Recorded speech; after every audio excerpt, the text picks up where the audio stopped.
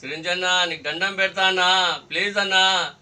Fans అన్నప్పుడు MLA Shankar Naik పిలిచిన ఆయన కరడ ప్రభాకర్ అని పిలిస్తే నేను అక్కడికి ఎమ్మెల్యే కాడికి పోయినా అన్న. ఆ అనుచరులు నాకు నెట్టేస్తే కింద పడిపోయినా నేను. నాకు కింద పడిపోతే నాకు పిలిపించి నాకు ఇట్లా అవమానం చేస్తున్నారని చెప్పేసి, నాకు చికాకు చేస్తున్నారని చెప్పి నాకు అంతా చేసి నేను పక్కన ఉన్న పెట్రోల్ కాడపోయి పెట్రోల్ పోసుకున్నానా. నాకు ఏరియా పోలీసు వాళ్ళు కాపాడిరన్నా. నాకు ఏరియా పోలీసులు కాపాడకపోతే నా ప్రాణం పోయేదన్నా. ప్లీజ్ అన్నా, ఒక్క ఫ్యాన్స్ రాలేదన్నా, ఒక ఎమ్మెల్యే కూడా రాలేదన్నా, ఎవ్వరు రాలేదన్నా. నాకు ఆదుకోవడానికి ఎవ్వరు లేరన్నా. నాకు పోలీసు వాళ్ళు చూసిరన్నా, నాకు ఏరియా పోలీసు వాళ్ళు చూసిరు, ఏరియా హాస్పిటల్ చూసిరన్నా. ఇక్కడ నుంచి వరంగల్ రాస్తే వరంగల్ పోయినా నేను. వరంగల్ పోయి కరెక్టా ప్రభాకర్కి ఫోన్ చేస్తే ఫోన్ లిఫ్ట్ చేయట్లేదు అన్నా. నాకు ఎటువంటి బాగా ఇబ్బంది పెడుతున్నారన్నా. నీకు సొంతం గిమ్తం చిరంజీవి పరువు తీస్తున్నావు ఇట్లా అట్లా అని అంటారన్నా. ఒక రిజిస్ట్రేషన్ నంబర్ అన్నా. నేను ఎవరికి ఏమంటున్నారన్నా, నేను ఎవరికి ఏమనట్లేదన్నా. నా రిజిస్ట్రేషన్ నంబర్ అన్నా. నువ్వు హామీ ఇచ్చినావన్నా, నువ్వు నాకు కలవాలన్నా, నీకు కలుస్తానా, నీకు కలుస్తానే అంటున్నా. నీ డబ్బులు వద్దు ఇవ్వదని నీ కలిసి నేను నా బాధ నేను చెప్పుకుంటానా.